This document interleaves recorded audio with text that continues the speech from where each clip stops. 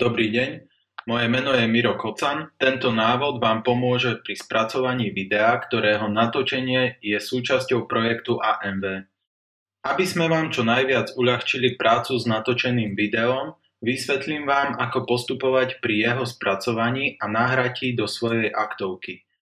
Po natočení videa, keď už video budete mať v počítači, si potrebujete overiť, v akom formáte ste ho natočili, pretože do svojej aktovky môžete nahrať len videá vo formáte MP4 alebo AVI.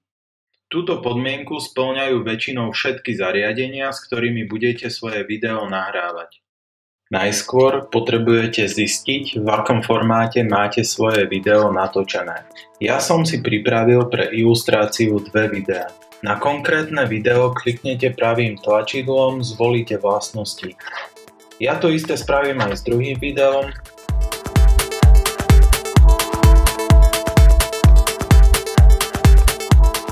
Ako je vidno, toto video je vo formáte FLV a druhé vo formáte MP4. Čiže video vo formáte FLV nie je vyhovujúce a bude potrebné ho prekonvertovať do formátu MP4.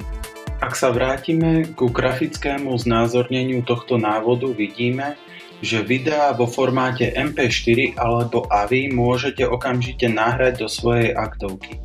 V prípade iných formátov, napríklad aj v prípade pred chvíľou spomínaného formátu FLV, bude postup iný.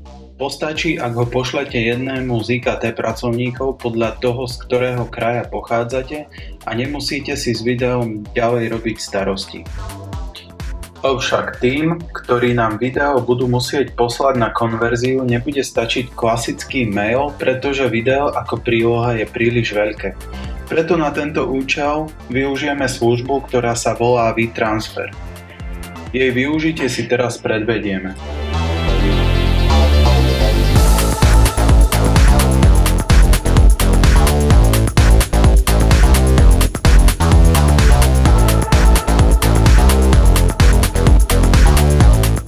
Ak sme sa postupne preklikali až sem, Add Files znamená pridať súbory a teda sem nahráte video, ktoré potrebujete poslať.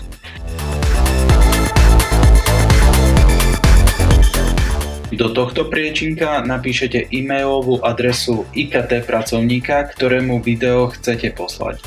Do tohto priečinka napíšete svoju e-mailovú adresu. Sem do správy pre prijímateľa napíšete prosím vaše 9-miestne číslo za lomítkom, ktorým sa prihlásujete do AMV projektu a svoje meno.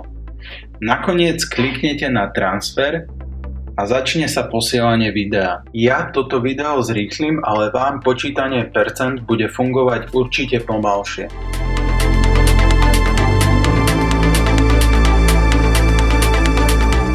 Ako vidíme, transfer sme úspešne dokončili, čo znamená, že vám ako odosielateľovi príde na mail oznámenie a zároveň príde mail o oznámení aj prijímateľovi. Súčasťou mailu je aj link, z ktorého nahraté video sa dá stiahnuť. Nakoniec video, ktoré máte pripravené, môžete nahrať do svojej aktovky ako ktorýkoľvek iný dokument.